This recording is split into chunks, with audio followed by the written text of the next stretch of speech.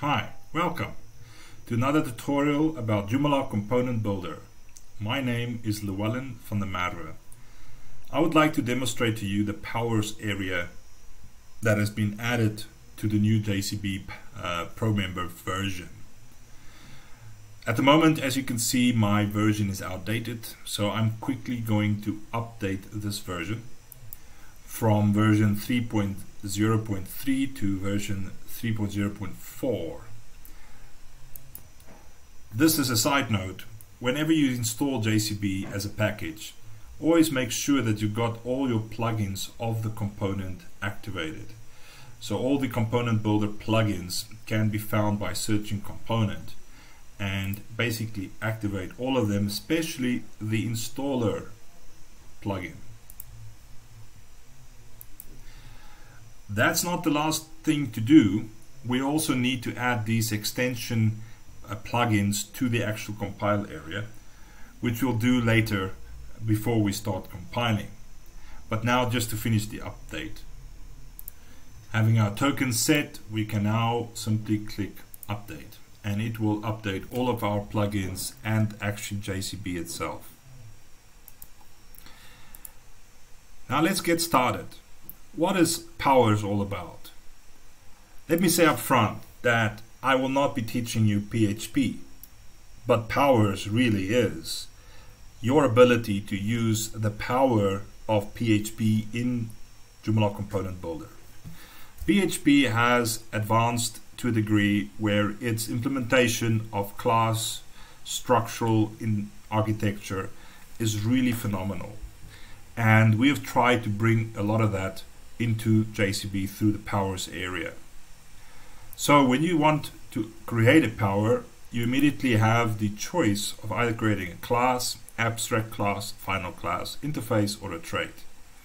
I will not be teaching you PHP like I said, but I will be showing you an implementation which I've recently finished for JCB itself, and that is to actually integrate or make use of the Git API.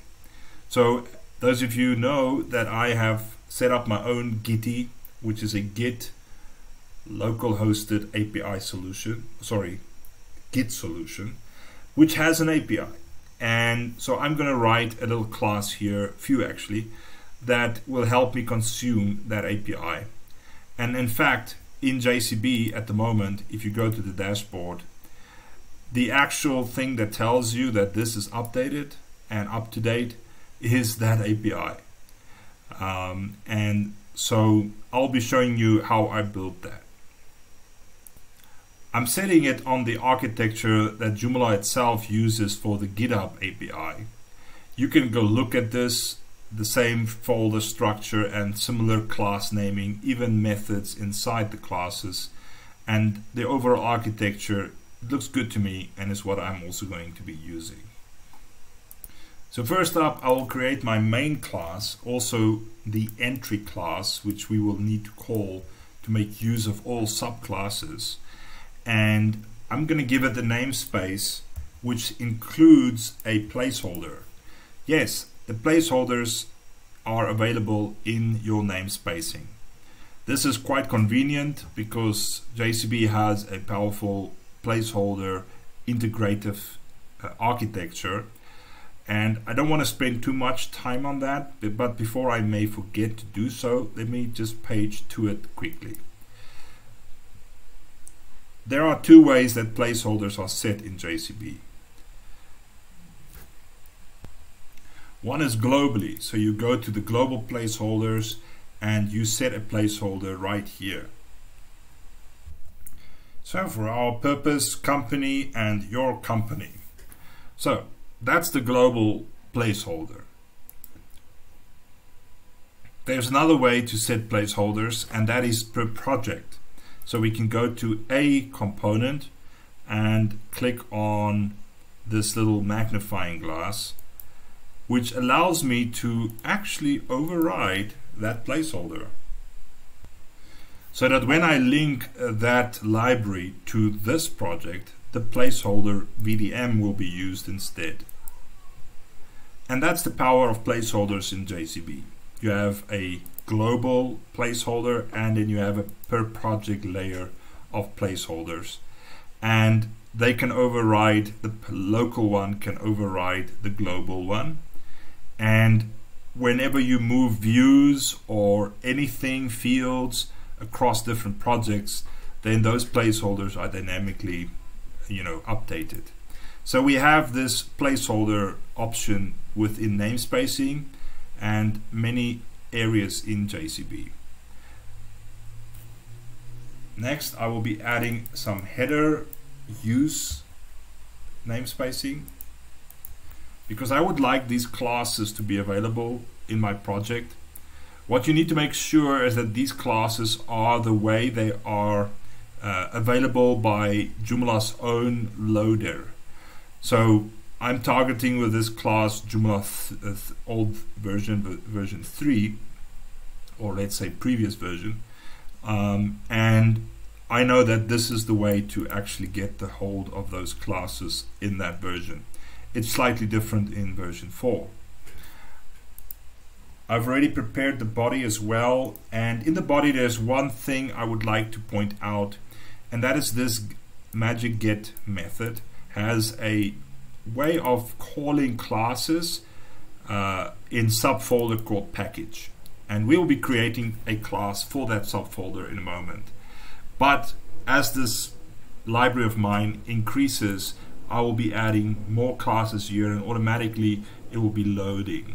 But because it is not part of my header use namespaces, neither by extending it or by implementing some interface, therefore I need to make use later of this load powers area, so that these classes that will be called here in a dynamic manner will actually be available on the page. So we'll come back to this area as we continue setting up those various classes. So we're done here. Save and close. Actually could have just said save and new. For the next class we want to create here is an abstract class. We'll be calling it abstract Gitty object. So, and we'll change this to abstract. Again, the namespacing here, I'm also going to be using that company Gitty abstract namespacing, making sure that they are ending up in the same folder and in the same namespace. Here is nice documentation on how the namespacing and the folder structures are managed with this power area, and so you can actually read here and test it out to make sure you understand it correctly. Again, I will be adding some include use namespacing so that I can have these classes available for my project. Here is also my code for the body of this abstract class, and that's really all we need to actually create this class. So I'm going to say save and new. Yet again, we're going to add another abstract class called abstract package. But this time we'll be extending the abstract object Gitty class, and we will again use the same namespacing, making sure we end up in the same namespace. Again, I'll be adding some use namespacing to the header, and I've also already prepared my code for the body. As you can see, the company placeholder is also used in here. There is another placeholder I didn't set up yet, but I'll show it to you in a moment as we go back to the main class once we finish setting up these subclasses. So again, I'm going to say save and new. So now we're setting up the actual repositories class. This is the only one I'll demonstrate today. As we continue to increase this project, we will just add some more classes. This is actually one of the classes that will live in the package folder. So knowing how to create folders in the source folder is also explained in this namespacing documentation here. And basically we're making use of the dot convention. So whenever we have a dot at the end of our namespacing, we're actually going to create folders for that name. So that's also explained here. You could try it out to make sure you understand the implementation. Here we will now actually extend the abstract Gitty package. So that's what we'll be extending, and we will also be adding some header include use statements.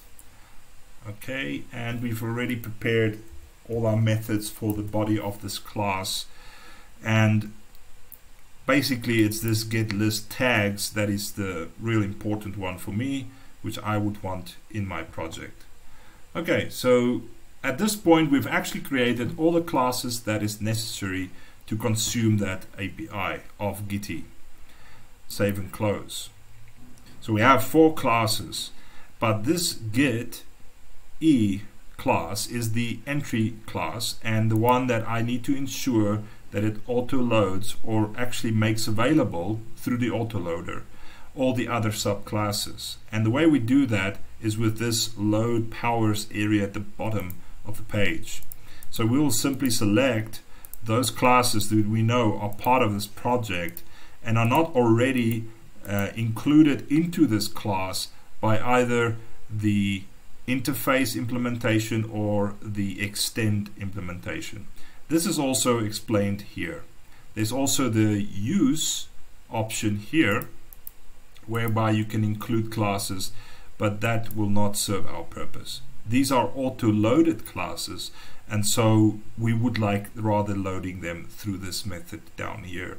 If you're not sure which one to use, then I would suggest trying out this option, and if it fails, then trying up the use option after. Whereas the use option is really similar to this, except that it is actually targeting existing powers.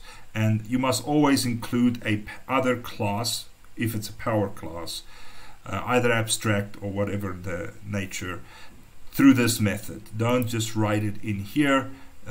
That will not actually trigger it to be integrated into the project as a whole.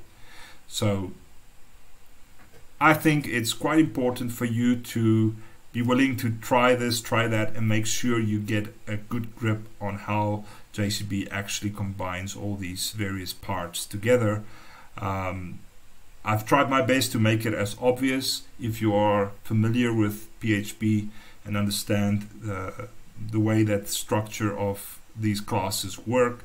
But if you're new or still learning, then you have to try out different ways until you succeed. A last thing that's quite important is every time you change the version of a class, JCB will automatically create a copy and not actually change that class. Why? Well, most of the time your class may already be linked to an existing project, and changing the version may not change the project. So having a new version and making changes to this actual class, you might then want to go to that project and update the version manually instead of having unexpected outcome as you maybe a week later compile a project that uses the same class and unexpected results may come up. So we are basically taking care of the versioning by allowing multiple classes to exist which do not have the same version. Okay, so I'm going to save and close out here, and now we are able to use this class in any of our component projects. So JCB has added areas in the ProMember component that allows you to target headers in many areas of your extension. So at the moment I'm going to just target the admin view and open that up, and we should see a class header tab. If you don't see that, it's possible that your plugin is not activated, and so just go back and activate those plugins. When you open that, you see that it will show you multiple places in the admin view area that you can target header parts of the project. So we're going to just target the model, and we're going to just select the entry class, which is the one we need, and that's it. This will allow our project to build the whole library and make it accessible to us in the code area, and we can just make use of it. One last thing to do before we compile is going to the options area and making sure that in the compiler tab you actually have all the necessary compiler extensions included. Specifically the one at this point that is actually saying extension component builder headers compiler. That's the key one to actually take care of the headers, whereas the others are other functionality which are quite useful, like this powers autoloader compiler. This one we'll look at in a moment. This one allows us to actually create a plugin that autoloads our library instead of having it added only to the helper class. So those are basically two ways that the libraries are loaded into the Joomla execution stack. It's either by the including it in the helper class of your component, or actually creating a plugin. And I'll show you first the helper class, and then I'll show you the plugin method. Okay, let's compile this and see the outcome. With that plugin loaded, you should see you do not have a global power plugin set up, and so the power plugin autoloader could not be added.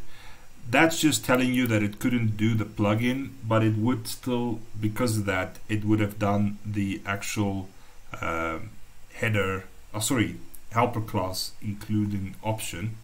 Now, if you don't want to see this and you just want it to be added to the helper class, you can actually go to the plugin and you can change its behavior. So here's the autoloader. Currently, it's targeting all all extensions. That's components.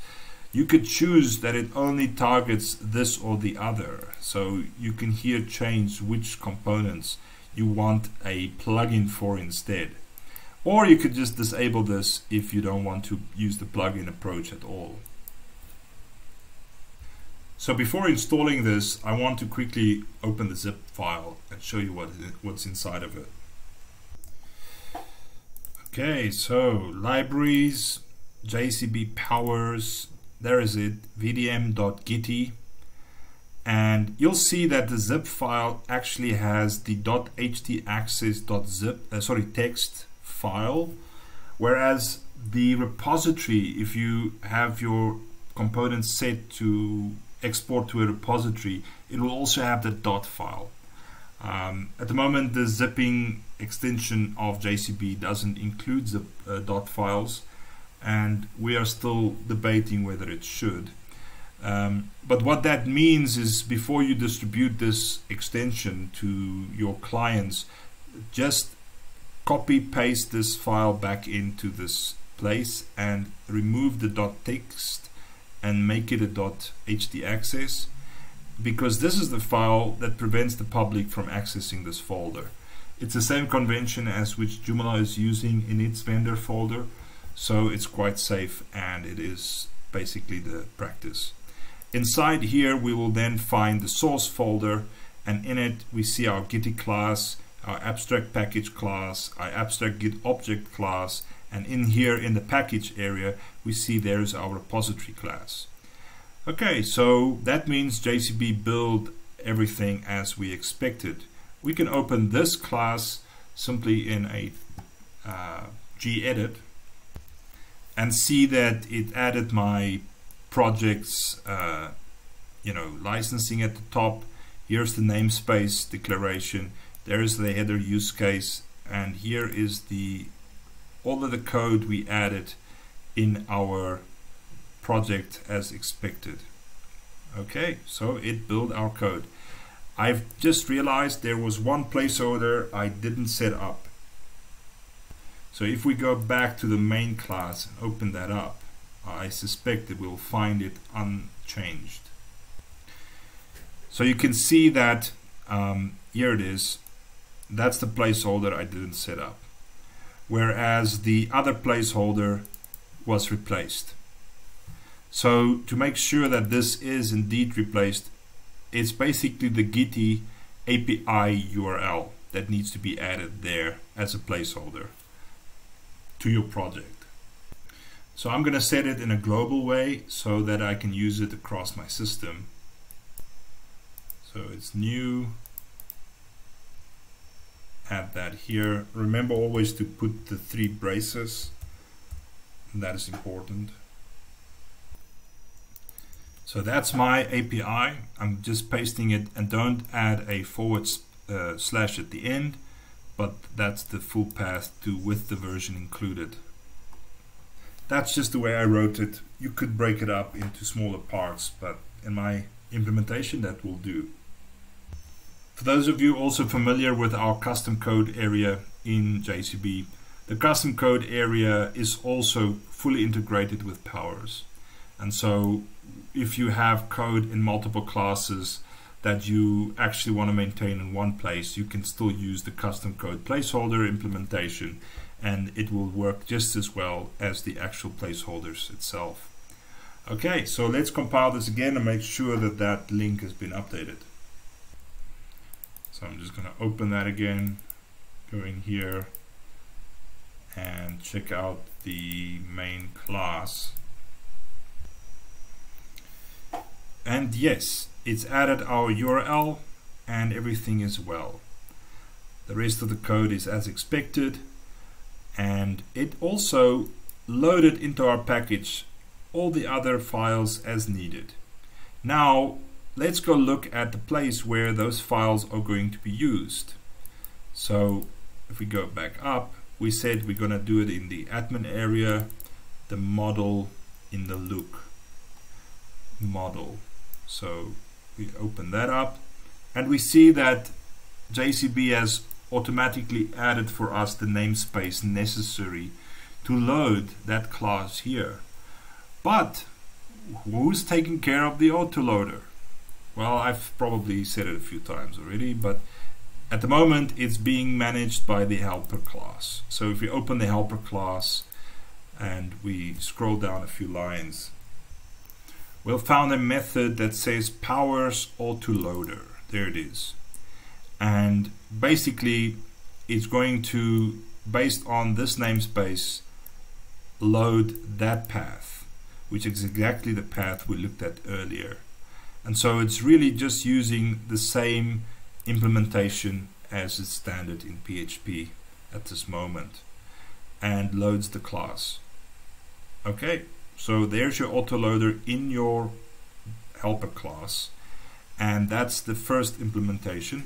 The other one, as I said, is in the plugin. Okay, so we haven't installed this project as yet, and that is because we're not even using the class, and so it won't actually show us anything. Let's actually code some code that will use the class. So I already wrote up a little method that I'm going to add to my admin view so that we can see this function in action. I mean class. So to target the admin view model, we basically go to the custom buttons area and set this add custom button to yes, and then there's the controller methods, that's plural, and then there's a controller, oh sorry, this is the plural, the list view, and this is the single. So in here I'm going to add my code. So here we have our little method get Gitee, and don't need this anymore actually, but I'm gonna need a registry, and so we'll have to go back to the headers area and make sure the registry is loaded. And then here I'm going to, I could set in my component, global options, a field to get the token, but because we don't have that much time, I'm just going to set the token as a static hard-coded value, and then basically I'm gonna try and get the tags from this owner and this repository, and if we succeed, we're gonna just var dump the first value and see that. Okay, so simple enough for us to see the library in action. So basically at this moment here is where we are using the library. There, right there, we are calling that library we created earlier. So going back to our header where we've added our class earlier, we'll just add one more use include statement, and it's this registry to make sure that it is available on the page, as we will need it to instantiate our class. Now we need to call the class in the view to actually see that be triggered. I'm going to use the custom document script area, which if you hover over it is basically in the view, the view.html.php file at the moment, and I'm going to just basically trigger the get method here, and that should do it. With the normal get method and the class without get should get us this class method to trigger. Now I could change this a little bit. Let's see. Instead of ending everything here, let me change that to actually return for us the value. So if it does get tags and there is actually a first tag and it has a name, it will return the tags, otherwise it will return false. So that's our little method now, and then I'll take care of actually displaying it or just var dumping the data here in the view. Good, so we've got that set up. Now let's save this and compile, install, and see it working.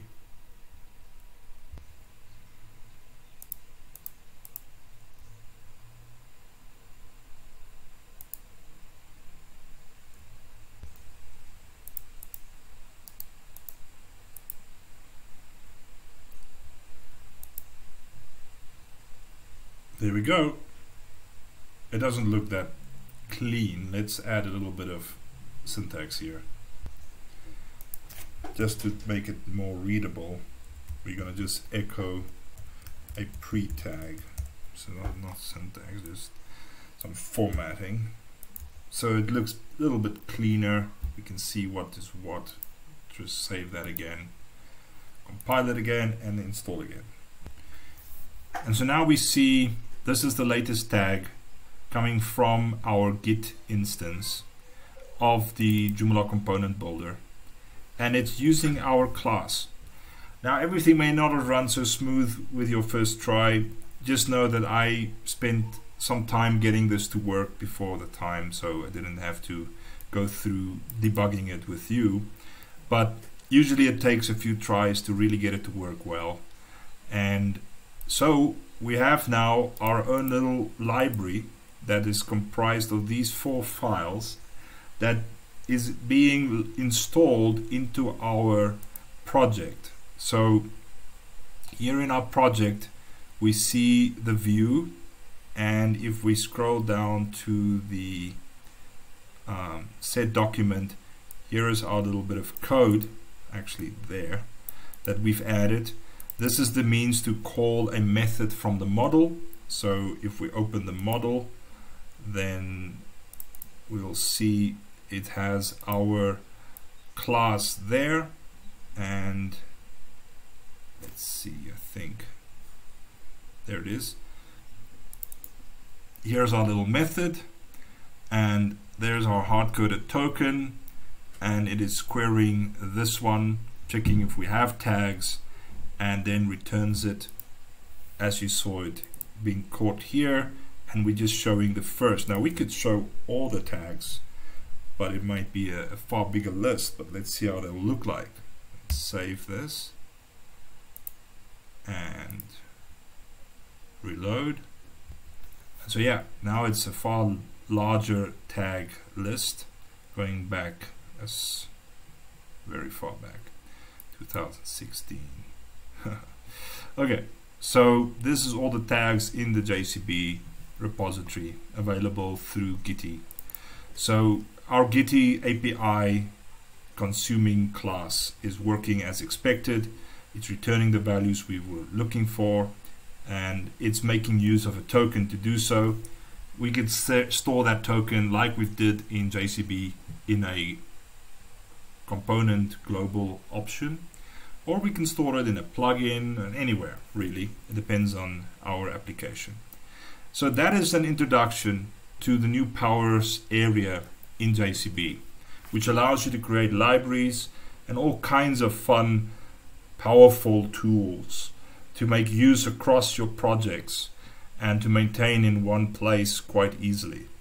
There's so much more to show, but I didn't want to make this too long. We just passed the 30 minutes barrier, so I'm gonna cut it off here and say thank you for watching. I hope it'll become as useful to you and as powerful as I think it's gonna be. Until next time, take care.